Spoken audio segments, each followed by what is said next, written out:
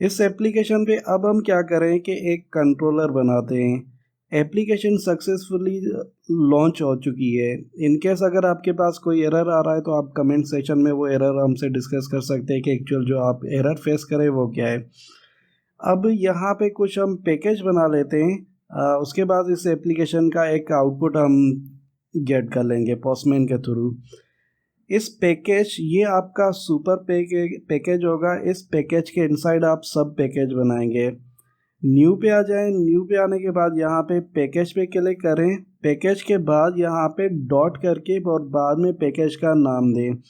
इसका रीज़न क्या है कि स्प्रिंग बूट जो है आपका ये वाला जो फर्स्ट क्लास है वो सुपर क्लास से ही लॉन्च होता है और उसके अलावा सब क्लास में देखता है कि कंट्रोलर कहाँ पे है। अगर सब क्लास में कंट्रोलर नहीं होगा तो आपको एरर देगा, वो वाइट स्पेस का या वाइट लेबल का आपको एरर मिलेगा। तो यहाँ पे आपने जो है वो सुपर क्लास के इनसाइड आपने सब सुपर पैकेज के इनसाइड आपने जो है वो सब पैकेज बनाना है। तो यहाँ पे मैं कर देता हूँ कंट्रोलर, इंटर करें। कंट्रोलर बन गया। एक और हम जो है वो सब पैकेज बनाते हैं और डॉट करने के बाद यहाँ पे मैं मॉडल कर देता हूँ। एक और हम कंट्रोलर बनाते हैं जो रिपोजिटरी का कंट्रोलर पैकेज बनाते हैं जो रिपोजिटरी का पैकेज होगा। रिपोजिटरी 3 पैकेज हमने बनाए, चौथा पैकेज ऑलरेडी बना हुआ था। और कंट्रोलर में हम क्या करेंगे, एक सिंपल जावा की फाइल बनाएंगे या जावा की क्लास बनाएंगे और नाम देंगे हम कंट्रोलर, या हम कर देते हैं एम्प्लॉय कंट्रोलर। इंटर करें। अब ये सिंपल जावा की क्लास ही है। अब इस क्लास के ऊपर हम एक एनोटेशन का यूज़ करेंगे @ और यहाँ पे हम कर देंगे कंट्रोलर। एनोटेशन दो तरह से होते हैं, एक होता है आपका रेस्ट कंट्रोलर होता है, एक होता है कंट्रोलर। रेस्ट कंट्रोलर हम तब यूज़ करते हैं जब हम रेस्टफुल एपीआईज पे काम करते हैं। तो हमारे केस में भी जो है वो रेस्टफुल एपीआईज ही बनाना सीखेंगे और उन रेस्टफुल एपीआईज का जो है वो रेस्पॉन्स गेट करेंगे।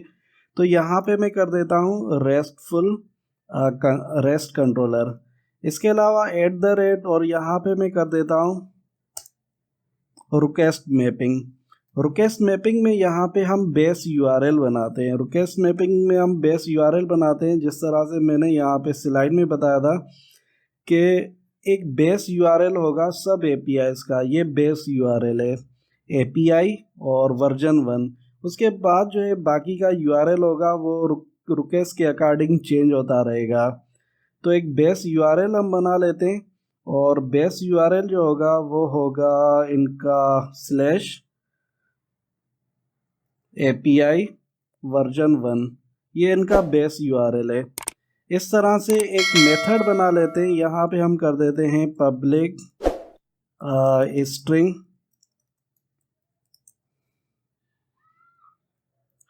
Display message.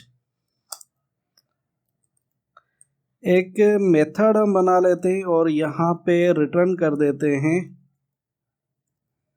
Hello students. Simple एक मैसेज रिटर्न किया है। अब इस एनोटेशन पे हम क्या करेंगे, क्योंकि कोई ना कोई रिक्वेस्ट लैंड होगी किसी स्पेसिफिक मेथड पे, तो यहाँ पे हम एक एनोटेशन यूज़ करेंगे जो होगा गेट मैपिंग का होगा। गेट मैपिंग एक्चुअल एनोटेशन क्या है कि ये रिप्रेजेंट करता है कि रिक्वेस्ट जो होगी वो गेट की रिक्वेस्ट होगी। आप उनको मैप कर दें किस यूआरएल पे आपने मैप करना है। आप मैसेज यूआरएल पे मैप कर दें, /मैसेज यूआरएल पे आप मैप कर दें। सेव कर लेते हैं। सेव करने के बाद अब हम चेक करते हैं कि इसका आउटपुट क्या आता है। तो आ जाते हैं हम अपने ब्राउज़र पे। यहाँ पे हम लिख देते हैं लोकल होस्ट और लोकल होस्ट के बाद यहाँ पे हम कर देते हैं मैसेज। तो हम जो यूआरएल हिट करेंगे वो होगी लोकल होस्ट और पोर्ट के साथ होगी, और पोर्ट के बाद बेस यूआरएल, हर रिक्वेस्ट का बेस यूआरएल ये होगा और बाद में रिक्वेस्ट के अकॉर्डिंग जो है वो यूआरएल चेंज होगा। तो रिसेंटली जो है हमें ये वाला यूआरएल है। इस यूआरएल को हिट करेंगे तो आपके पास आउटपुट ये आएगा। आपके पास रिफ़्रेश करें, ये आपको एक एपीआई कहें या उसके अलावा एक स्टैटिक एपीआई हमने बनाई है फ़िलहाल के लिए, ये एक एपीआई बन चुकी है। और सिंपल इस एपीआई में हमने जो फंक्शनैलिटी यूज़ की है वो ये है कि एक स्ट्रिंग वैल्यू रिटर्न करेगी। तो एपीआई बन चुकी है। अब अगर आपके पास वाइट लेबल का एरर आ रहा है या जो भी है, तो मेरी एडवाइस यही है कि आप इक्लिप्स को जो है ना क्लोज करके दोबारा स्टार्ट करें। तो वाइट लेबल का जो एरर है वो इक्लिप्स से ख़त्म हो जाएगा। दूसरा फिर भी आ रहा है तो आप यहाँ पे क्या है, यहाँ पे एक एनोटेशन यूज़ होगा और उस एनोटेशन के साथ आप क्या करें, इस वाले कंट्रोलर को मैप कर दें। लेकिन इक्लिप्स को यहाँ पे क्लोज कर दें और दोबारा स्टार्ट करेंगे इक्लिप्स, तो यहाँ पे वाइट स्पेस का जो एरर आ रहा था वो ख़त्म हो जाएगा। अब ये हमने जो रिक्वेस्ट की है ये पोस्टमैन के थ्रू करके देखते हैं। ये वाली एपीआई हम जो है वो पोस्टमैन के थ्रू कॉल करके देखते हैं। सिंपल मैं इस एपीआई को कॉपी कर रहा हूँ, एपीआई यहाँ पे न्यू और एचटीटीपी रिक्वेस्ट है और यहाँ पे इस एपीआई को पेस्ट कर रहा हूँ। पोस्टमैन में बेसिकली हम क्यों यूज़ करते हैं, ये आपका सपोज कर आप इमेजिन करें ये क्लाइंट ही है। पोस्टमैन एक क्लाइंट है जो किसी भी स्पेसिफिक एपीआई को कॉल करता है मेथड के अकॉर्डिंग। यहाँ पे बहुत सारे मेथड गिवन है कि रिक्वेस्ट जो है उनकी टाइप क्या है, गेट है, पोस्ट है, पुट है, पेज है, डिलीट है, कॉपी है, हेड है, बहुत सारे यहाँ पे मेथड है। हम जो यूज़ करेंगे गेट हो गया, पोस्ट हो गया, पुट हो गया, डिलीट हो गया, इन मेथड का यूज़ करेंगे। फिलहाल के लिए चेक करें तो यहाँ पे रिक्वेस्ट क्या होगी, वो गेट की रिक्वेस्ट होगी। बेस यूआरएल ये आ गया और मैसेज ये यूआरएल, और देन ये लोकल होस्ट हमारे सर्वर और पोर्ट के साथ है। इस रिक्वेस्ट को अगर मैं हिट करूं तो चेक करते हैं कि हमारे पास जो है पोस्टमैन के थ्रू भी रेस्पॉन्स आ रहा है, हेलो स्टूडेंट। मीनवाइल के हमारी ये वाली एपीआई अब फंक्शनल है। अब हम क्या करेंगे, ये तो स्टैटिक एपीआई थी, अब हम डेटाबेस के साथ इस एपीआई को इंटीग्रेट करेंगे और डेटाबेस के साथ कम्युनिकेट करेंगे कि अगर ऐड करना हो तो डेटाबेस में ऐड करें, अपडेट करना हो तो डेटाबेस में अपडेट करें, डिलीट करना हो तो डेटाबेस में डिलीट करें। तो यहाँ पे एक क्लास बनाते हैं मॉडल पैकेज में, मॉडल पैकेज पे राइट क्लिक करें और क्लास बनाएं और यहाँ पे मैं कर देता हूँ एम्प्लॉय। देन इस मॉडल क्लास को हम रिप्रेजेंट करेंगे एंटिटी। एंटिटी जो है वो एक टेबल ही है, रिप्रेजेंट करेंगे हम एंटिटी, क्योंकि हम जेपीए का यूज़ करें। तो अब ये चेक करें जावा जो है परसिस्टेंट एंटिटी यहाँ इस वाले पैकेज से आ रही है। देन अगर टेबल एनोटेशन आप यूज़ ना करें, मैं यूज़ कर रहा हूँ टेबल एनोटेशन, अगर आप टेबल एनोटेशन नहीं करेंगे तो इसका रीज़न है कि जो टेबल आपका बनेगा वो इस नाम से बनेगा। तो मैं यहाँ पे टेबल एनोटेशन भी यूज़ कर लेता हूँ और यहाँ पे टेबल का नाम मैंने देना है टेबल रहने दे दें क्योंकि एम्प्लॉय के नाम से ही बने, तो एम्प्लॉय के नाम से ही हम टेबल बनाते हैं। यहाँ पे कुछ प्रीमेटिव या इंस्टेंस वेरिएबल बनाएंगे, private ID, integer ID, private string first name, private string last name, private string email. ये कुछ पैरामीटर हैं। अब ये हमने जो है वेरिएबल बना दिए, 4 वेरिएबल हैं, आईडी हो गया, फर्स्ट नेम हो गया, लास्ट नेम हो गया और ईमेल है। टेबल एम्प्लॉय के नाम से बनेगी तो यहाँ पे मैं यूज़ कर रहा हूँ, यहाँ पे मैं आईडी एनोटेशन का यूज़ कर रहा हूँ। आईडी एनोटेशन क्यों, क्योंकि ये अब जो है ये कॉलम के नाम बनेंगे। जिस तरह से हम सर्वलेट में या वैसे जब हम अपने डेस्कटॉप एप्लीकेशन के साथ काम करते थे तो एक टेबल भी बनाते थे और टेबल में हम कॉलम भी डिफाइन करते थे। तो अब जो है ये टेबल खुद ब खुद बन जाएगा, एक एंटिटी बन जाएगी और उसमें ये कॉलम के नाम होंगे। तो अब कॉलम के नाम जो है मैं कह रहा हूँ कि ये जो होगी वो आईडी होगी और उसके बाद ये ऑटो इंक्रीमेंट होगी, ये ऑटो इंक्रीमेंट होगी। जनरेटेड वैल्यू और जनरेटेड वैल्यू, और यहाँ पे हमने जनरेटेड टाइप जो है वो ऑटो कर दिया है। जिस तरह से हम टेबल में जो है वो एक आईडी को डिफाइन करते हैं तो वो ऑटो इंक्रीमेंट डिफाइंड हो जाती है। कॉलम के नाम देना चाहें तो आप कॉलम के नाम भी डिफाइन कर सकते हो। यहाँ पे मैं कॉलम का नाम दे रहा हूँ और इस कॉलम का नाम होगा, अगर कॉलम के नाम नहीं दे रहे तो बाय डिफ़ॉल्ट यही होंगे, by default first name last name यही होंगे। तो कॉलम के नाम भी आप डिफाइन कर सकते हो। तो आईडी को मैं आईडी रहने देता हूँ, यहाँ पे मैं इन कॉलम के नाम चेंज करता हूँ। इस कॉलम का नाम जो होगा वो होगा फर्स्ट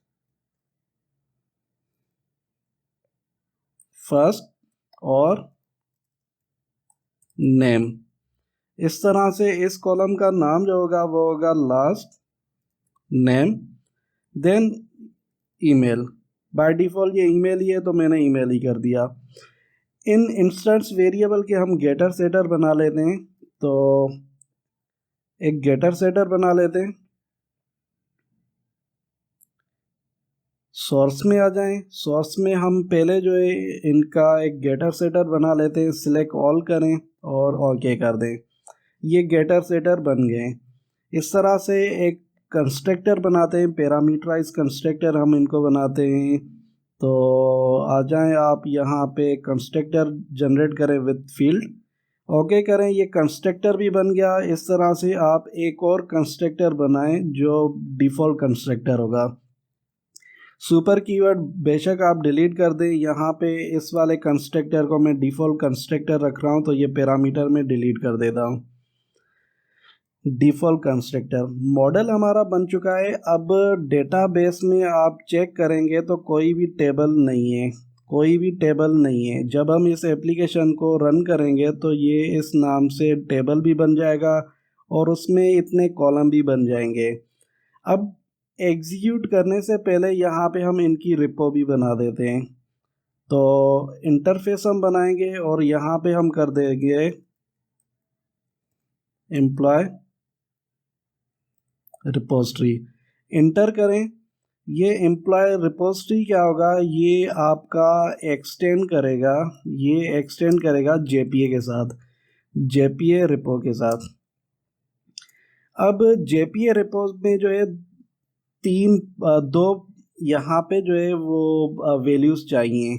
एक के ये जो रिपो आपने बनाई है ये किसके साथ जो है किसके साथ जो है आपने इसको इंजेक्ट करना है। तो मैं यहाँ पे कर देता हूँ कि मैंने जो है इसका ऑब्जेक्ट जो बनाना है वो एम्प्लॉय वाले क्लास में बनाना है। उसके बाद यहाँ पे आईडी, जो आईडी की टाइप आपने दिए आप यहाँ पे वो डिफाइन कर देंगे। तो आईडी यहाँ पे हम कर देते हैं लॉन्ग कर देते हैं और यहाँ पे भी आप आईडी डिफाइन करेंगे। इंस्टेंस इनके वेरिएबल तो चेक कर लेते हैं, यहाँ पे हम लॉन्ग कर देते हैं। और कहाँ पे एरर था, ठीक है सेव करें। यहाँ पे आप जो है यहाँ पे भी वो आईडी डिफाइन करेंगे जो आप वहाँ पे डिफाइन कर चुके हो। लेकिन एक चीज़ नोट करें कि यहाँ पे आप जो आईडी डिफाइन कर रहे हो या डेटा टाइप जो डिफाइन कर रहे हो वो एक क्लास है, ठीक है।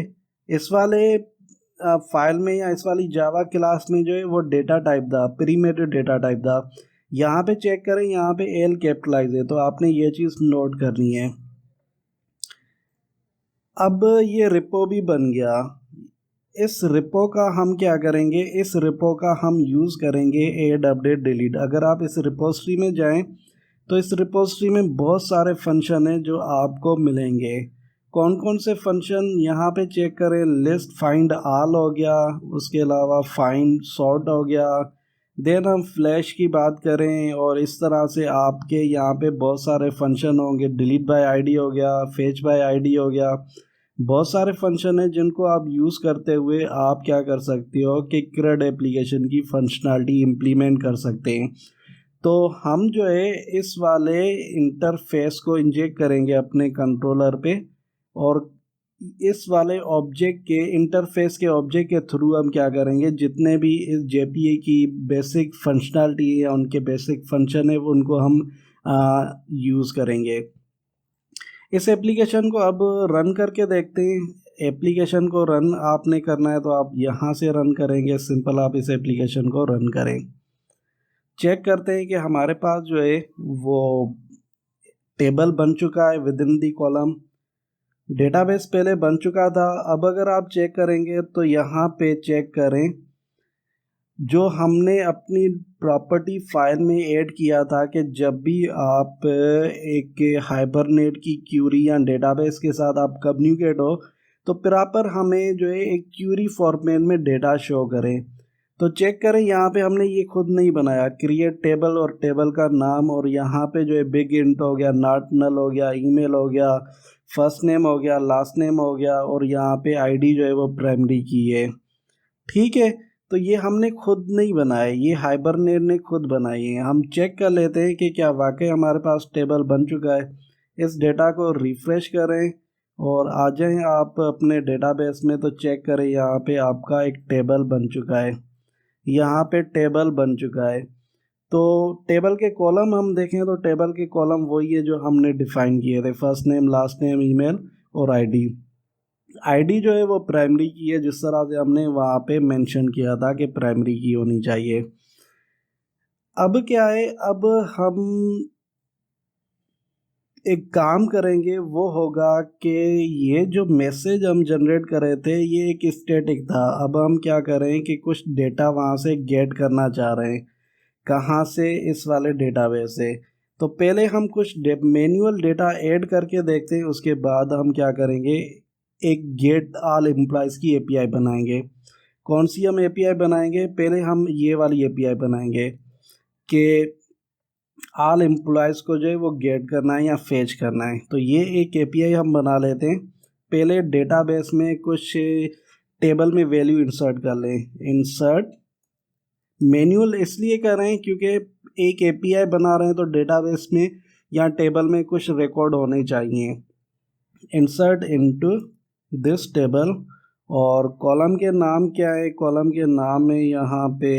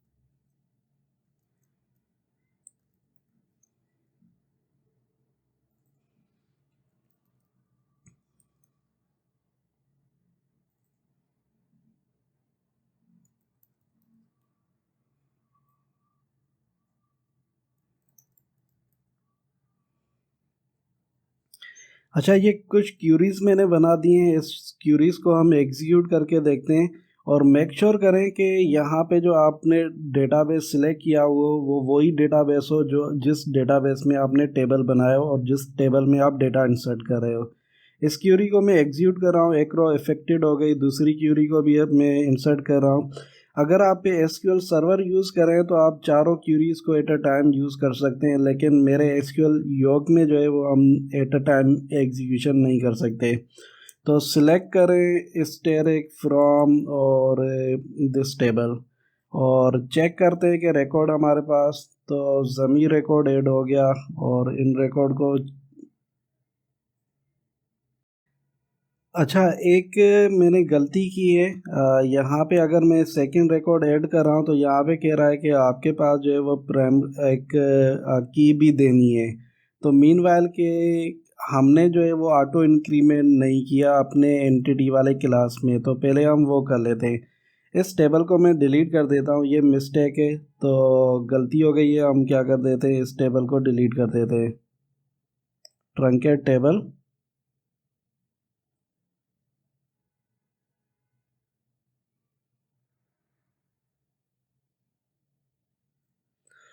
ड्रॉप टेबल फिर हम डेटाबेस कर दें, इस वाले टेबल को भी हम डिलीट कर देते हैं। ये गलती है, तो हम नहीं चाह रहे कि आगे जो है ये इशू क्रिएट करे।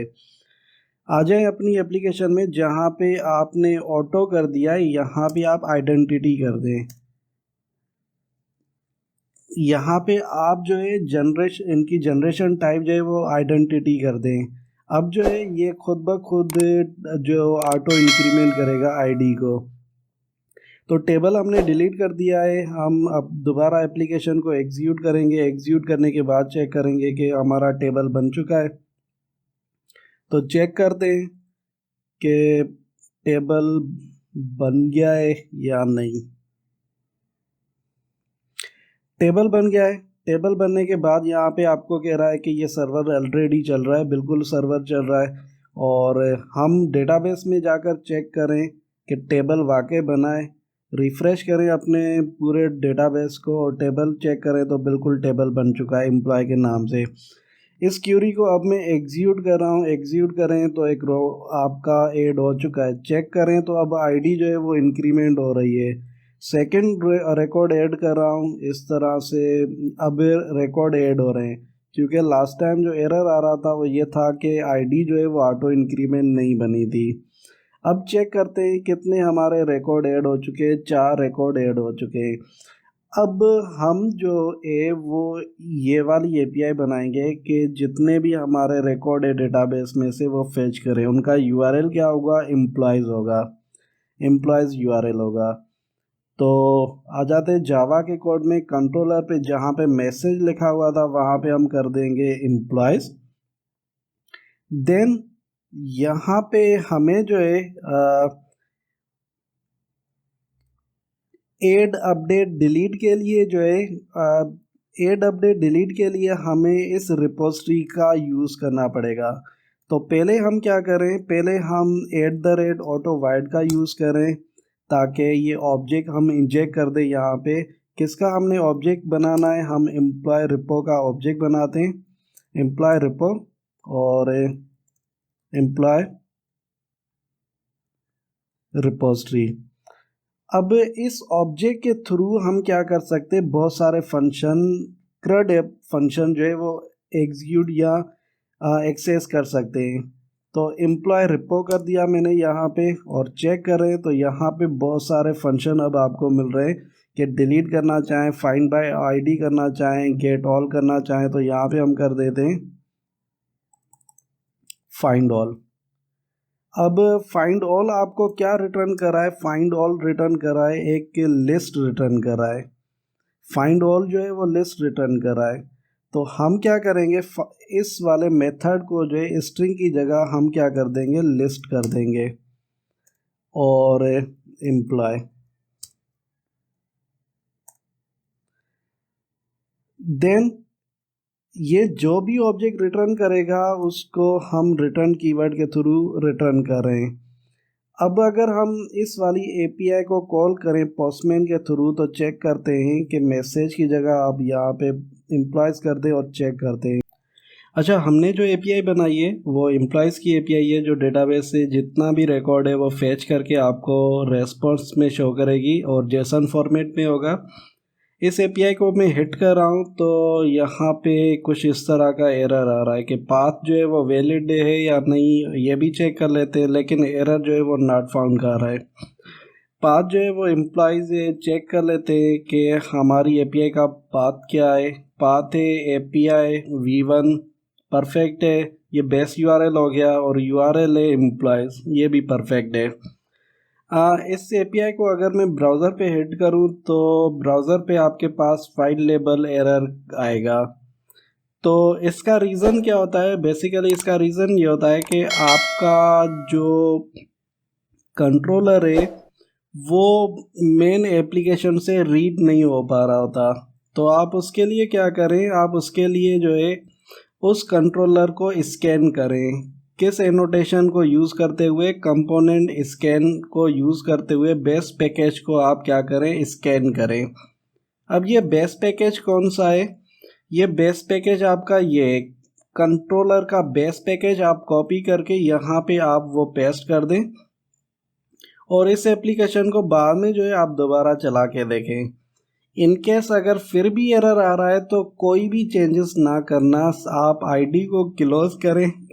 मैं क्लोज इसलिए कह रहा हूँ कि बजाय कि आप जो है टाइम वेस्ट करें, सिंपल क्लोज करके और दोबारा इस आईडी को ओपन करें तो एरर नहीं आएगा। कोई भी चेंजेस नहीं करनी, सिर्फ आईडी। पहले तो एरर ये ख़त्म हो जाएगा इस एनोटेशन को यूज़ करते हुए। इन केस अगर आ भी रहा है तो आप इस आईडी को क्लोज कर दें।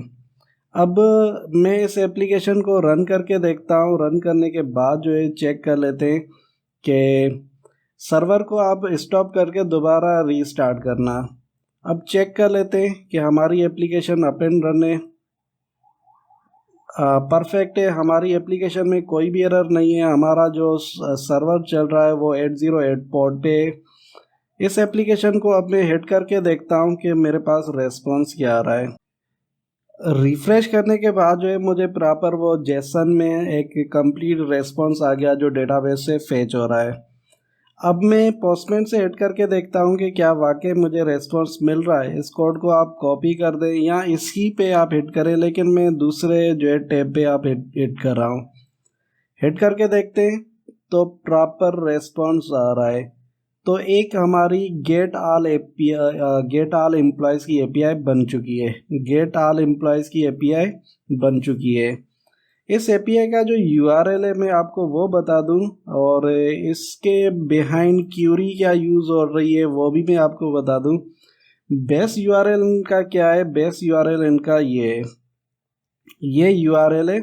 जिस तरह से हम क्यूरी बनाते हैं, select steric from and table name. अब ये जो है ये खुद ब खुद ये जो ऑब्जेक्ट है या जो रिपोजिटरी का ऑब्जेक्ट है ये एक फंक्शन दे रहा है जो हाइबरनेट या कहे कि जेपीए की एक फंक्शनैलिटी है। और यहाँ पे डिस्क्रिप्शन लिखी हुई है कि data JPA repository find all employees. तो इस फंक्शन पे आप जाएं तो यहाँ पे प्रॉपर आपको जो है उस जिस रिपोजिटरी को हमने एक्सटेंड किया है वो यहाँ पे आपको फंक्शन मिल रहा है। तो इस वजह से हमने जो है उस रिपोजिटरी को पहले बनाया था। रिपोजिटरी यहाँ पे हमने ऑटो वाइड के थ्रू इंजेक्ट कर दी है और इस ऑब्जेक्ट के थ्रू हमने क्या किया है, इस ऑब्जेक्ट के थ्रू हमने ये वाला फंक्शन कॉल किया है। और ये फंक्शन जो है क्या करेगा, ये फंक्शन आपका जो है प्रॉपर एक एम्प्लॉय का रिकॉर्ड फेच करके देगा आपको, जो होगा लिस्ट में होगा।